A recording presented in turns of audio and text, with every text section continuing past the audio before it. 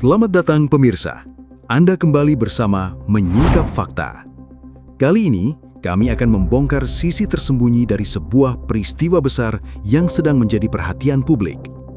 Saat dunia melihat Gaza melalui suara drone, ledakan, dan bangunan yang runtuh, Israel justru mengejar satu target lain yang tampak sederhana, sebuah garis kuning di peta. Mengapa Benyamin Netanyahu ingin memperluas kendali Israel hingga 70% dari Gaza? Apakah ini hanya soal wilayah atau cara untuk mengunci sisa ruang gerak Hamas agar tidak kembali membangun kekuatan? Namun sebelum kita masuk lebih dalam, jangan lupa tekan tombol like dan subscribe. Dengan begitu, Anda tidak akan ketinggalan fakta-fakta tersembunyi yang akan kami ungkap berikutnya.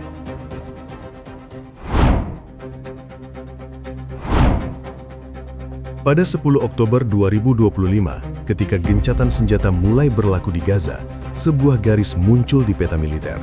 Warnanya kuning, bentuknya membelah wilayah Gaza dari utara ke selatan, tidak lurus sempurna, tetapi cukup jelas untuk menentukan siapa yang dapat bergerak, siapa yang harus berhenti, dan siapa yang berada di bawah pengawasan pasukan Israel. Di atas kertas, garis itu terlihat seperti rincian teknis dari kesepakatan perang. Namun, luas wilayah di belakangnya mencapai sekitar 53% Gaza.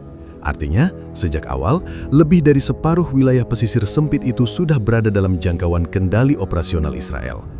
Bagi banyak orang, angka tersebut mungkin terasa dingin, hanya presentase di layar televisi. Tetapi, dalam perang melawan jaringan bersenjata, setiap kilometer memiliki arti.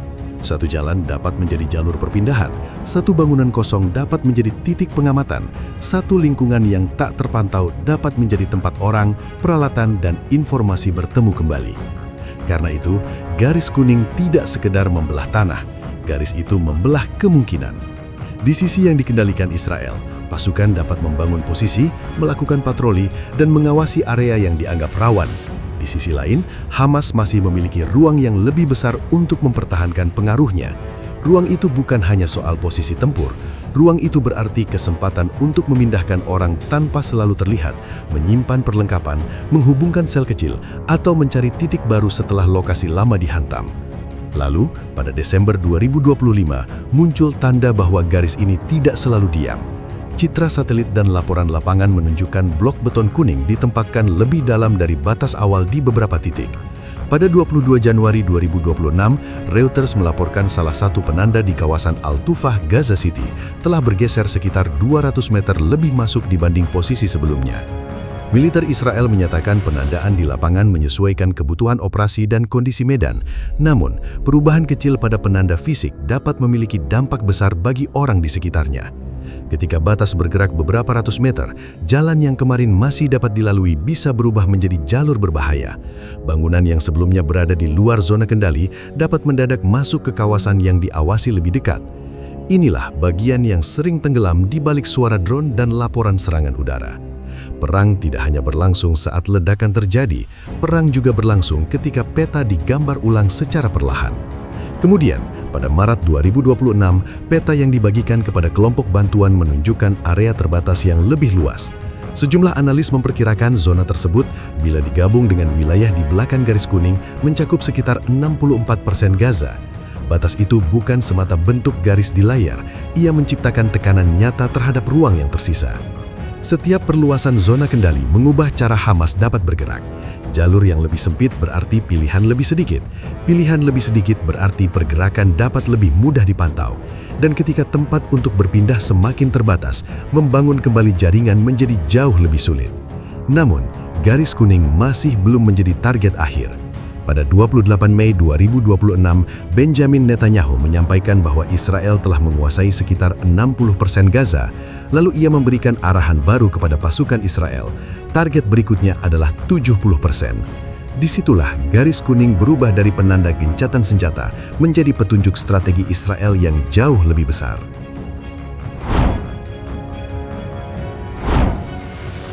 Pada 28 Mei 2026, Benyamin Netanyahu tidak sekedar menyampaikan angka baru.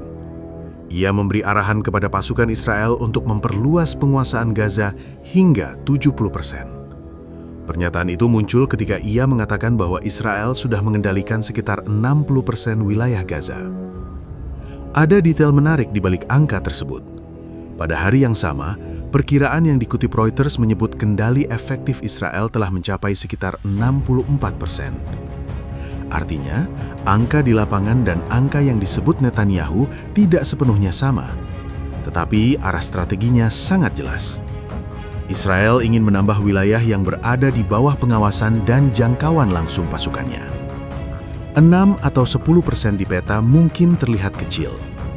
Di Gaza, angka itu bisa berarti jalan tambahan, lahan terbuka, simpang penting, atau kawasan yang sebelumnya masih dapat dipakai untuk berpindah dari satu titik ke titik lain.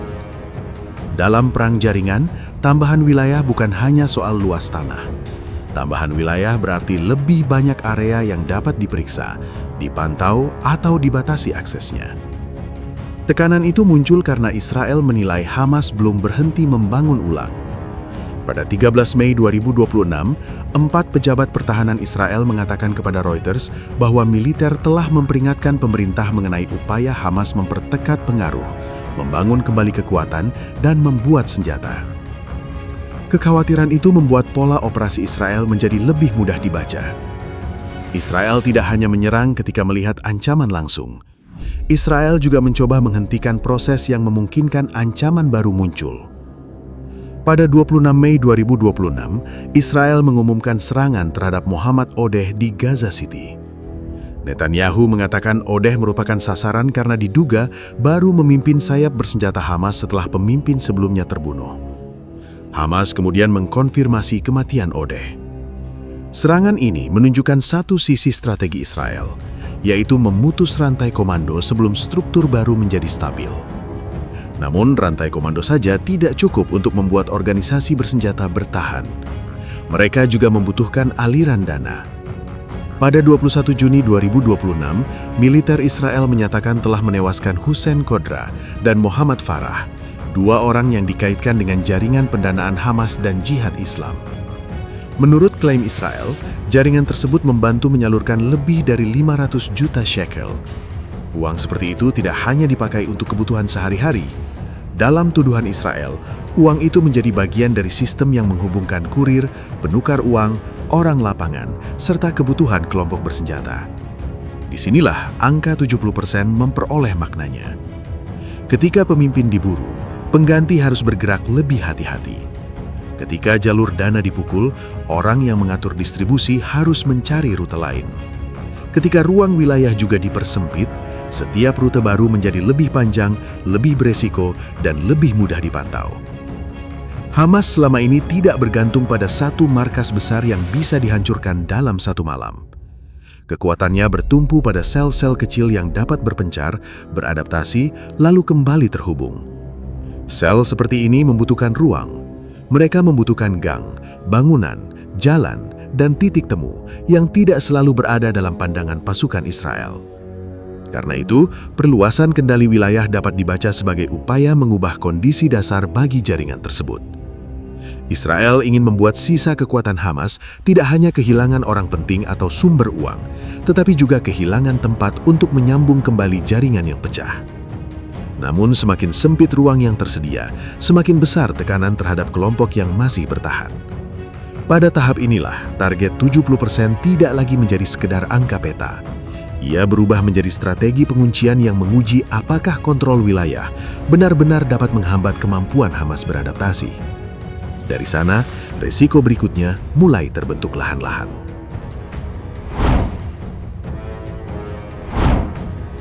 Pada 29 Mei 2026, sehari setelah target baru diumumkan, Hamas menyebut rencana perluasan kendali Israel sebagai eskalasi berbahaya. Pernyataan itu terdengar seperti respons politik biasa. Namun bagi Hamas, persoalannya jauh lebih dalam daripada kehilangan beberapa blok bangunan atau jalan yang telah rusak akibat perang. Kendali wilayah menyentuh sumber pengaruh mereka. Kelompok bersenjata dapat tetap menyatakan keberadaan ketika masih memiliki kemampuan mengatur pergerakan, menjaga hubungan dengan orang lapangan, dan menunjukkan bahwa mereka mampu hadir di tempat yang tidak bisa dijangkau lawannya. Ketika area tersebut terus menyusut, citra kendali itu ikut tertekan. Hamas tidak dapat menjawab tekanan seperti ini dengan cara yang sama di setiap tempat. Mereka harus memilih titik, waktu, dan metode yang paling mungkin dipakai untuk menunjukkan bahwa jaringan mereka belum putus. Pilihannya bisa berupa serangan singkat, upaya penyusupan, penembakan dari lokasi yang sulit dilacak, atau aktivitas lain yang dirancang untuk menantang rasa aman pasukan Israel. Bagi Israel, kemungkinan itu justru menjadi alasan untuk mempertahankan tekanan. Logika mereka sederhana, setiap wilayah yang dibiarkan longgar dapat kembali dipakai untuk membangun posisi. Setiap jalan yang tidak diawasi dapat menjadi jalur perpindahan. Setiap kawasan tanpa kehadiran militer dapat memberi waktu bagi sel kecil untuk menyusun kembali hubungan yang terputus.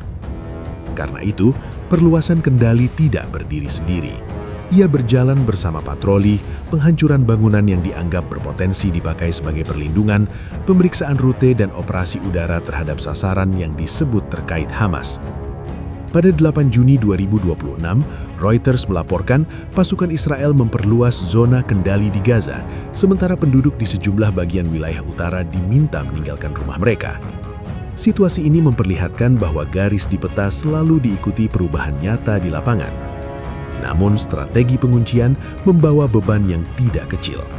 Semakin luas zona yang dibatasi, semakin banyak penduduk sipil terdorong masuk ke ruang pantai yang sempit. Pada 18 Juni 2026, Reuters melaporkan bahwa lebih dari 60% Gaza masih berada di bawah kontrol pasukan Israel, sementara sebagian besar dari sekitar 2 juta penduduk berada di area pesisir dalam tenda darurat atau bangunan yang telah rusak. Kondisi ini menciptakan tantangan berbeda. Israel ingin mengurangi kemampuan Hamas memanfaatkan ruang yang tidak diawasi. Tetapi kepadatan penduduk dan kehancuran infrastruktur juga membuat setiap operasi menjadi lebih rumit. Gerakan kecil dapat sulit dibedakan dari aktivitas warga biasa. Informasi menjadi lebih mudah bercampur. Risiko salah perhitungan ikut meningkat. Itulah sisi paling tajam dari target 70%. Israel tidak hanya berusaha menjaga wilayah dekat perbatasan. Israel sedang mencoba memaksakan kondisi baru ketika Hamas harus beroperasi dalam ruang yang lebih sempit, lebih terbatas, dan lebih mudah dijangkau pasukan Israel. Keberhasilan strategi ini tidak ditentukan oleh panjang garis kuning saja. Ukurannya berada pada apakah jaringan Hamas benar-benar kehilangan kemampuan untuk menghubungkan orang, dana, perlengkapan, dan rencana operasi. Selama hubungan itu masih dapat dibangun di balik reruntuhan, tekanan wilayah akan terus diuji oleh bentuk perlawanan yang berubah. Pada titik itu, setiap blok beton, jalur patroli, dan zona terlarang bukan lagi sekedar unsur pengamanan. Semuanya menjadi bagian dari pertarungan yang lebih sunyi, yaitu pertarungan untuk mengendalikan kemampuan lawan bertahan sebelum kesempatan itu kembali menjadi ancaman baru. Di sana, garis kuning menjadi tanda dari perang yang bergerak diam-diam, bukan hanya perang untuk menghancurkan sasaran yang terlihat, melainkan perang untuk menentukan siapa yang masih memiliki ruang untuk mengatur masa depan Gaza. Pada akhirnya, garis kuning di Gaza bukan hanya penanda wilayah. Di baliknya, Israel sedang mencoba mempersempit ruang gerak, jalur logistik, dan peluang Hamas untuk membangun kembali kekuatannya. Namun penguasaan wilayah tidak selalu berarti ancaman benar-benar hilang. Sebab, dalam perang seperti ini, tekanan yang semakin besar juga dapat melahirkan bentuk perlawanan yang semakin sulit diprediksi. Demikian rangkaian fakta yang berhasil kami singkap hari ini. Jangan lupa subscribe ke channel Menyingkap Fakta dan aktifkan lonceng notifikasi agar Anda tidak ketinggalan pengungkapan fakta-fakta penting lainnya. Menyingkap Fakta, mengungkap kebenaran di balik setiap peristiwa. Sampai jumpa pada fakta berikutnya.